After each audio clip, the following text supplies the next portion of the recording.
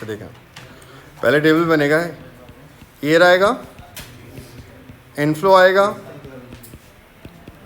Outflow आएगा, फिर क्या आएगा, नेट फ्लो आएगा, डिस्काउंट फैक्टर आएगा और डिस्काउंटेड कैश फ्लो आएगा।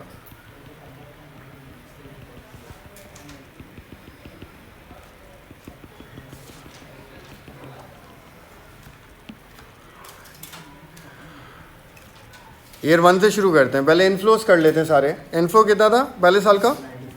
95,000 था पहले साल का। फिर इसने ये कहा हर साल इनफ्लो 5% इंक्रीज होगा ना। 95,000 का 5% बढ़ाकर बताएं कितना आएगा? 99,700, ये अगले साल का आ गया। थर्ड ईयर की बात करते हैं।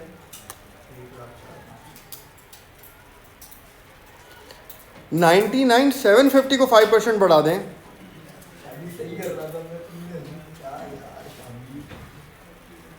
इसको 5% इंक्रीज करके बता दें। लेकिन वो तो आगे वैल्यूज बहुत ज्यादा आ रही हैं, बहुत बढ़िया है। आने दो, क्या हो गया?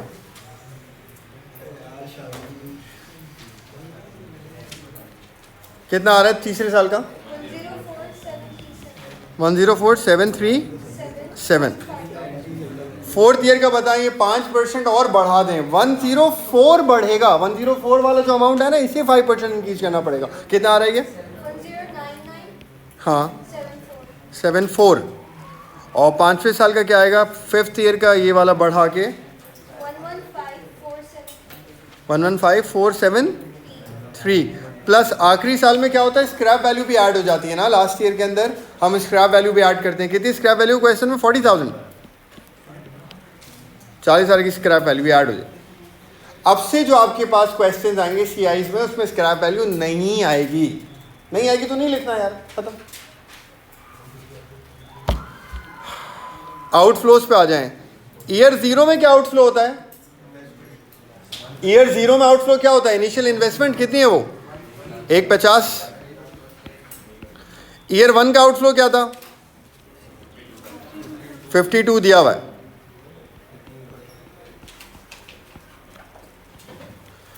ईयर 2 का 52 को 3% बढ़ा दें, कितना है? 560। अच्छा 53,560 को 3% बढ़ा दें, 55,167। और 55,167 को 3% बढ़ा दें, 56,822। और 56,822 को 3% इंक्रीज कर दें, 5,527। ये आउटफ्लोज आ गए सारे हर साल। माइनस कर दें, नेट फ्लोज आ जाएंगे। ईयर 0 का नेट फ्लो क्या है? वो तो ये रहेगा 150 नेगेटिव। ये बता दें, जल्दी जल्दी बता दें प्लीज़। 43 इसका आ गया। इसके बाद 46,190। उसके बाद 571। फिर 153। इसके बाद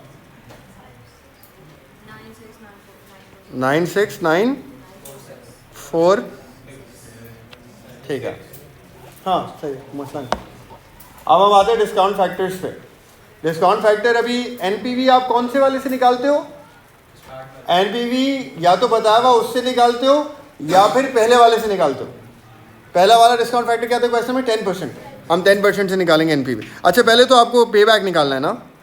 पे बैक के लिए आप एक काम करें, 3 साल वाले ऐड करें। कितने बन रहे हैं? 1 2 3। 3 साल के नेट फ्लोस कितने बन रहे हैं?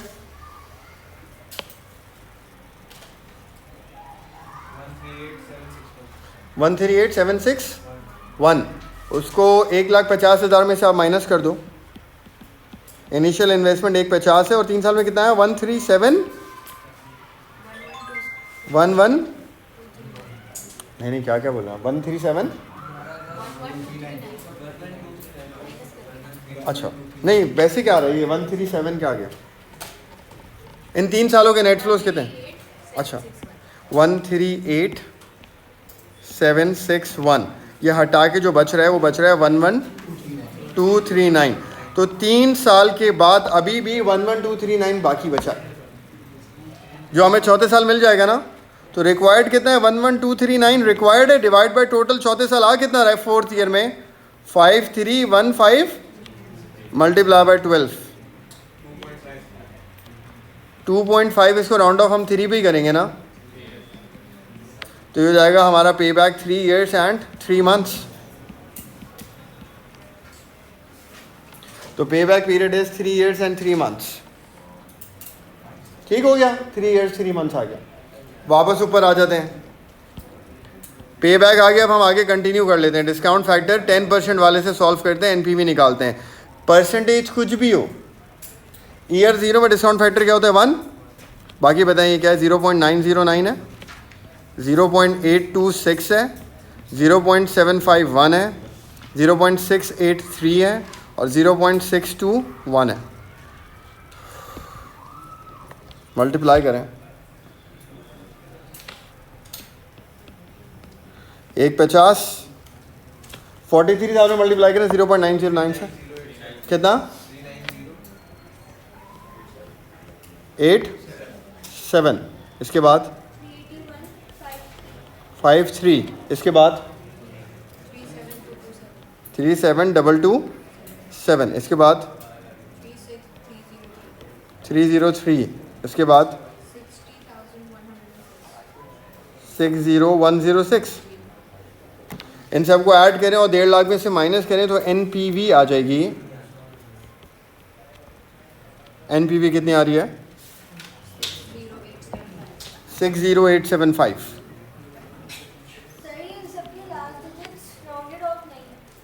कोई बात नहीं, आप लोग का 10, 15, 20 रुपए का अगर फ़र्क आ रहा है इतना तो चलेगा, वो राउंड ऑफ का अगर मसला है तो कोई इशू नहीं। ये एनपीवी आ गई हमारी, दूसरी रिक्वायरमेंट पूरी हो गई। पे बैक के बाद एनपीवी कितना आ रहा है? 6020।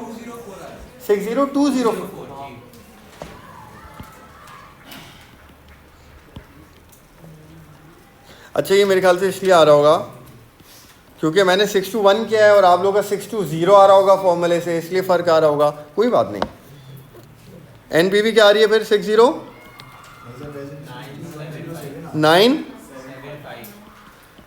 खैर यार ये थोड़ा बहुत राउंड ऑफ का मसला है, कोई इशू नहीं है। आगे चलें, एनपीवी आ गया, इसमें कोई मसला?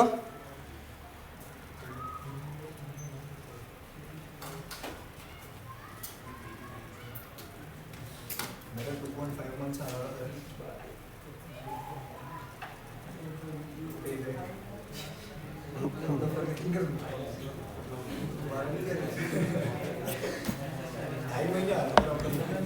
हाँ तो उसको आगे राउंड ऑफ करोगे आप हमेशा।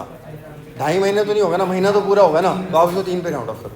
1.5 महीना आता तो आप 2 करते हो। अच्छा यार अब आप सुने, हमें निकालना है IRR। IRR के लिए हमें क्या करना पड़ता है? IRR के लिए हमें 2 NPVs चाहिए होती हैं। एक NPV हमारे पास है 10% वाली, ये जो अभी आई है 60975, ये एक NPV है हमारे पास। हमें एक और NPV चाहिए, कितने परसेंट वाली? 15% वाली। एक और डिस्काउंट फैक्टर क्या है सवाल में? 15%। तो हम 15% पे एक और NPV निकालेंगे। उसके लिए हमारे inflows, outflows, net flows change नहीं होंगे, DF वाला कॉलम चेंज होगा। तो हम नेट फ्लो वही लिख लेते हैं। ईयर आ गया, ईयर के बाद क्या आ गया? नेट फ्लो और DCF। ईयर 0 से शुरू करते हैं, 0, 1, 2, 3, 4, 5 और नेट फ्लो वाला कॉलम वही आ जाएगा। यहाँ से कॉपी कर लेते हैं नेट फ्लो वाला कॉलम ना।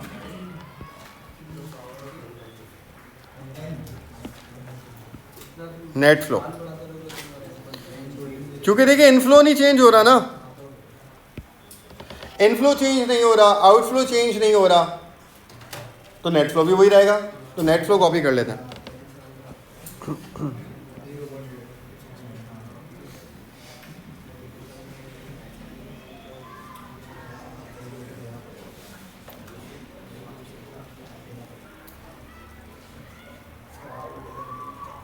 सही है।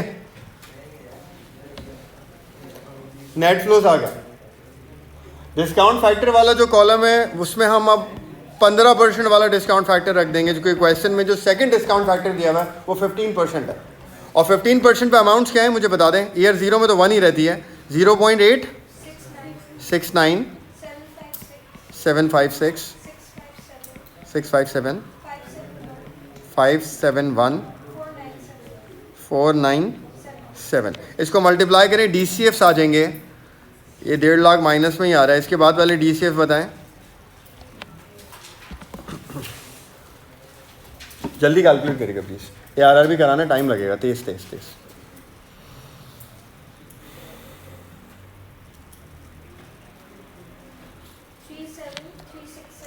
37367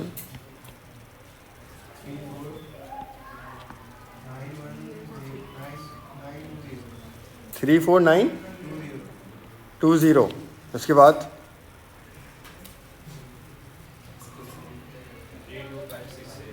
32568।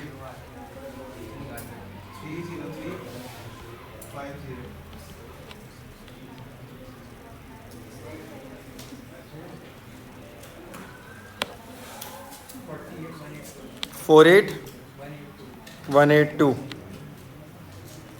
इन सबको ऐड कर लें। ये एनपीवी पॉजिटिव आ रही है नेगेटिव आ रही है?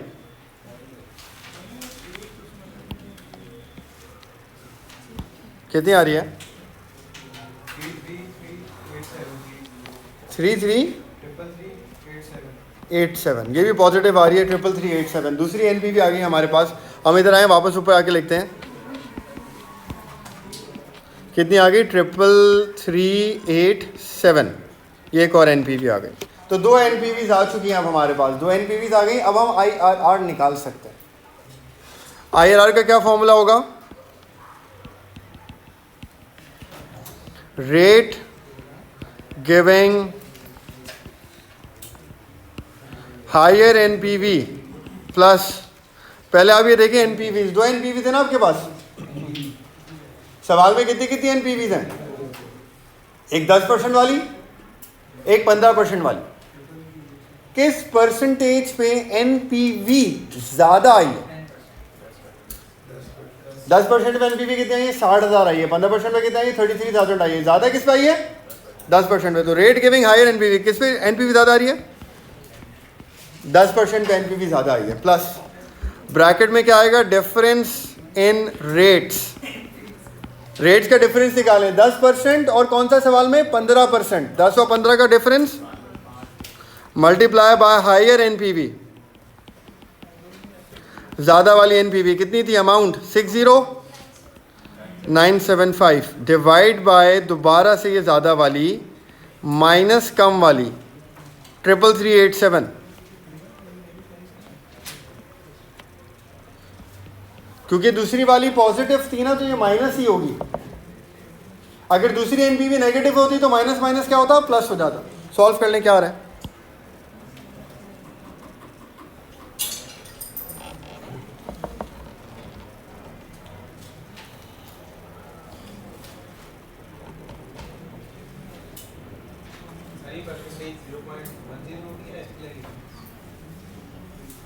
क्या चीज? नहीं, बस 10% रखना है। 10 ही रखो इसको 10 रखो, इसको 5 रखो और सॉल्व करो।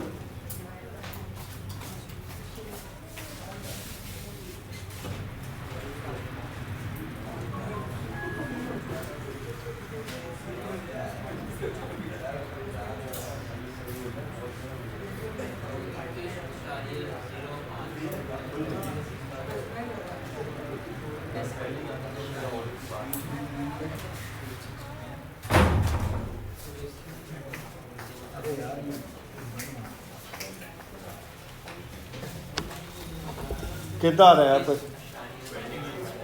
21.75 IRR आ गया। ठीक है, अब आते हैं हम ARR के ऊपर।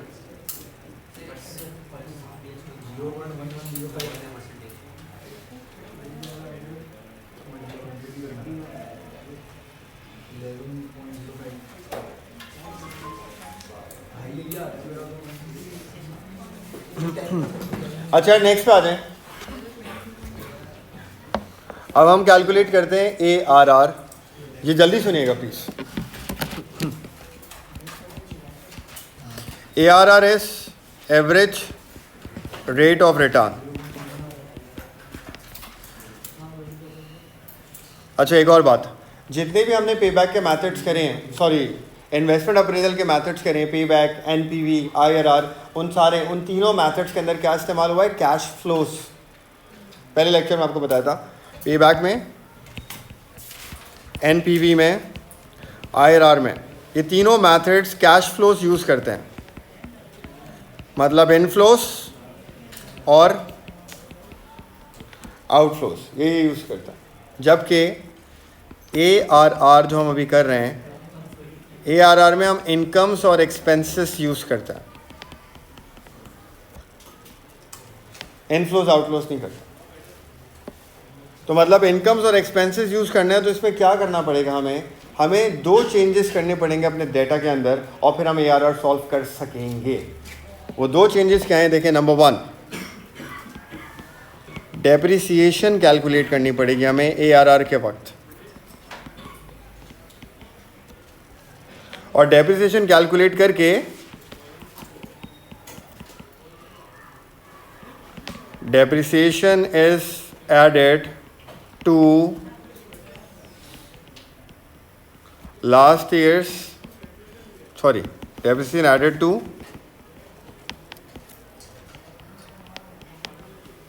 Each years outflow. आप डेप्रिसिएशन कैलकुलेट करोगे, और दूसरी बार डेप्रिसिएशन जो कैलकुलेट करोगे वो आप स्ट्रेट लाइन मेथड से ही करोगे। तो हम डेप्रिसिएशन कैलकुलेट करेंगे, स्ट्रेट लाइन मेथड से करेंगे, और डेप्रिसिएशन जो आएगी उसे हर साल के आउटफ्लो के अंदर मिला देंगे। तो हम डेप्रिसिएशन कैलकुलेट करके हर साल के आउटफ्लो में क्या करेंगे? डेप्रिसिएशन को मिला देंगे। आउटफ्लो में देखें, जब आउटफ्लो में आप डेप्रिसिएशन ऐड करोगे ना, तो वो एक्सपेंस बन जाएगा। आउटफ्लो में क्या ऐड करोगे? डेप्रिसिएशन, तो वो क्या बन जाएगा? एक्सपेंस बन जाएगा। तो एक काम करना है, डेप्रिसिएशन निकालनी है और आउटफ्लो के अंदर उसको ऐड करना है। फॉर एग्जाम्पल किस तरह, इसी सवाल को सॉल्व कर लेते हैं।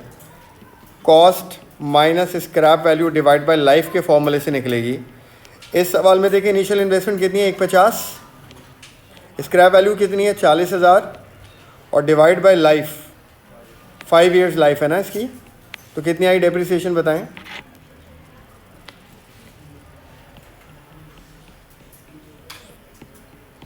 इतना टाइम क्यों ले रहे हैं हम कैलकुलेट करने में? 22,000 आएगी depreciation. Cost minus scrap value divide by life, इसी से डेप्रिसिएशन निकलेगी। वो रिड्यूसिंग बैलेंस मेथड भी कहते हैं ना सवाल में, RBM से निकालो, निकालनी SLM से ही है। वो बोले RBM तब भी नहीं निकालनी RBM से, SLM से ही निकलेगी। इसका रीजन क्या है? थोड़े बाद में बताता हूँ। अभी SLM से इसका रीजन ये, RBM में एसेट कभी भी जीरो नहीं होता। RBM का मतलब क्या? एसेट चलता जाएगा 10 साल, 15 साल, 20 साल, 25 साल, 30 साल, 40 साल, एसेट की value, net book value zero कभी नहीं होगी RBM के अंदर। RBM में नेट बुक वैल्यू जीरो होती ही नहीं आ सकती, चलता रहता है एसेट। SLM कहता है हाँ एसेट खत्म हो जाएगा। SLM में ज़िंदगी होती है, एसेट की लाइफ होती है, उसके बाद एसेट जीरो हो जाता है। इन्वेस्टमेंट अप्रेजल में हमने लाइफ रखी है प्रोजेक्ट की, लाइफ 5 साल, इसका मतलब 5 साल चलेगा, 5 साल चलेगा, इसमें 5 साल बाद ये खत्म हो जाएगा। 5 साल बाद खत्म होने का मतलब इस पर RBM नहीं लग सकता, क्योंकि RBM के हिसाब से एसेट खत्म होता ही नहीं, SLM ही लगे।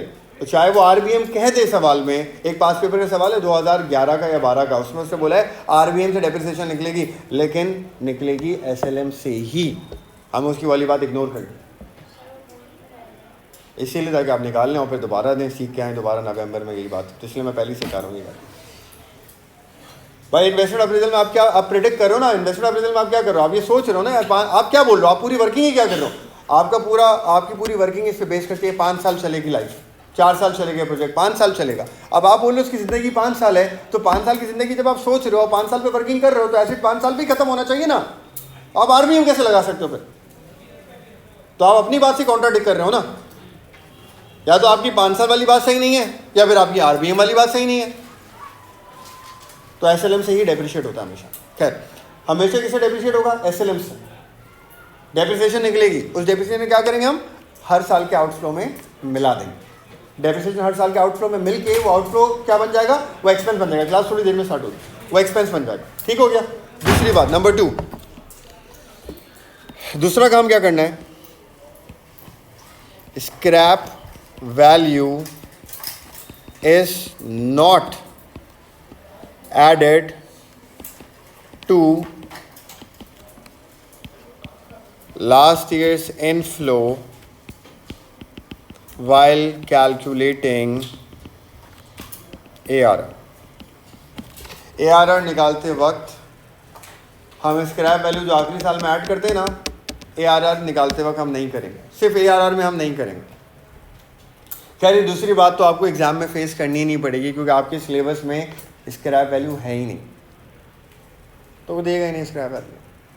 लेकिन अगर स्क्रैप वैल्यू होती तो ARR निकालते वक्त, सिर्फ ARR निकालते वक्त हम उसे इनफ्लो में ऐड नहीं करते। पे बैक में होती है, NPV में होती है, IRR में होती है, बस ARR में नहीं होती। तो स्क्रैप वैल्यू हम हटा देते हैं इनफ्लो में से।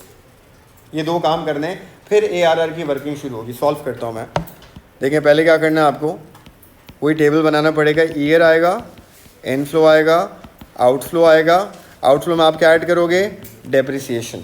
तो ये एक्सपेंस बन जाएगा और ये माइनस होके क्या आ जाएगा?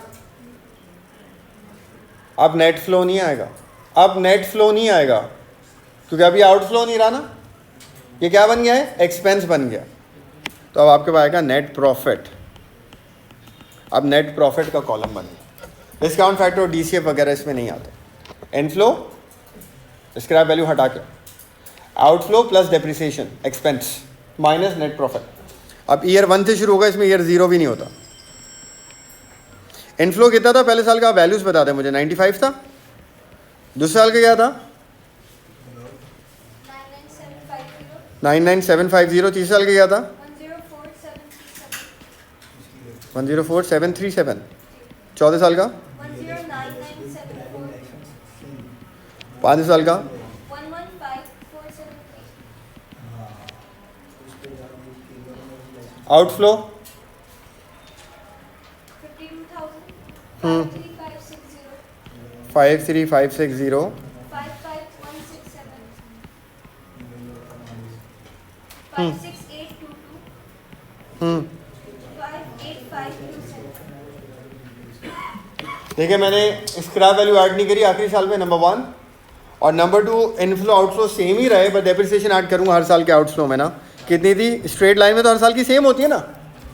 एसएलएम में डेप्रिसिएशन क्या होती है हर साल की? एक साल की 22 आ गई तो अगले साल की भी क्या आएगी? 22,000, 22,000, 22। अब ये माइनस कर देना इसको इनफ्लो में से, तो ये नेट प्रॉफिट निकाल के दे देगा आपको हर साल का। कितना आ रहा है नेट प्रॉफिट? 21,000। अगले साल का 20,000 कम करते जाएं जो आपके पुराने नेट फ्लोज आ रहे हैं। नेट फ्लोज जो नेट फ्लो आ रहा है उसमें से 20,000 कम करते, 22,000 डेप्रिसिएशन सॉरी कम कर दें, वो आ जाएगा। जल्दी जल्दी जल्दी कैलकुलेट करें। 24,190।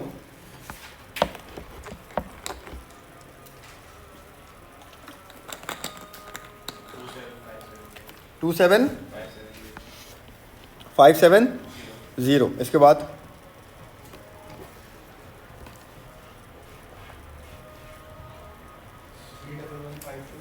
3,115,2। इसके बाद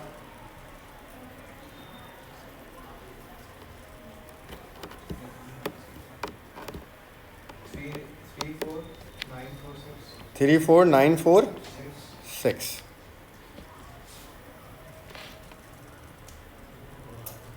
ये प्रॉफिट्स आ गए 5 साल के। ये आपने वर्किंग करी, प्रॉफिट निकाला है 5 साल का, 2 काम करके, डेप्रिसिएशन निकाल के और स्क्रैप वैल्यू ऐड ना करके नेट प्रॉफिट आ गए। अब सुने, अब डेटा तैयार हो गया जिससे हम ARR सॉल्व कर सकते हैं। ARR का एक फॉर्मूला है, इधर देखें। ARR कैलकुलेट करने का फॉर्मूला ये है, एवरेज प्रॉफिट ऊपर आता है और एवरेज प्रॉफिट डिवाइड होता है एवरेज कैपिटल से और इसको हम करते हैं multiply by 100. Average profit divide by average capital multiply by 100. Average profit कैसे निकालते हैं? एवरेज प्रॉफिट भी निकालना पड़ेगा, एवरेज कैपिटल भी निकालना पड़ेगा ना, फिर ये सॉल्व होगा. अब एवरेज प्रॉफिट का फॉर्मूला देखें क्या है. हाँ, average profit is equals to sum of all profits divide by number of years.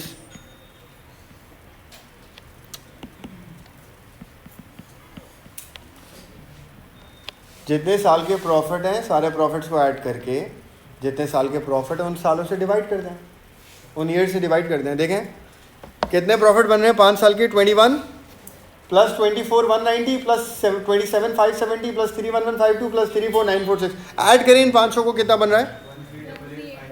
135. ये 5 साल के प्रॉफिट्स का सम आ रहा है. तो यहां लिखते हैं 13858. डिवाइड कर दें इसको, 5 साल का है ना, 5 ईयर से डिवाइड कर दें. 2777. ये आपका आ गया एवरेज प्रॉफिट. हर साल ऑन एवरेज हमने ये प्रॉफिट किया है. ऑन एवरेज 5 सालों में हमने अलग अलग प्रॉफिट्स करे, हमने ऐड करा, एवरेज ये बन गया हमारा. Average profit is 27772 per year. अब हम निकालते हैं एवरेज कैपिटल. एवरेज कैपिटल का फॉर्मूला है initial investment plus scrap value divide by 2 plus working capital. ये जो है ना, ये बिजनेस वाले से थोड़ा सा डिफरेंट है.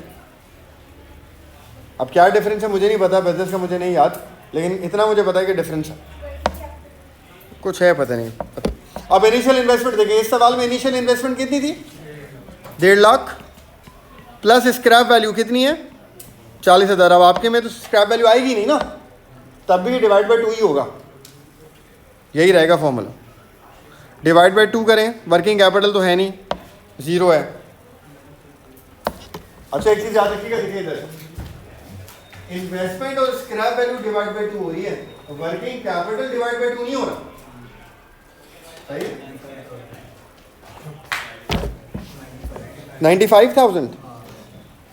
95,000 आ गई आपकी एवरेज इन्वेस्टमेंट. अब इसको सॉल्व कर लें. Average profit 27772 divide by average investment 95,000 multiply by 100. कितना परसेंट आ गया? 29.23. ये ARR, average rate of return. इसका मतलब क्या है? ये प्रोजेक्ट हमारी इन्वेस्टमेंट पे एवरेज हर साल 29% का रिटर्न दे रहा है ऑन एवरेज.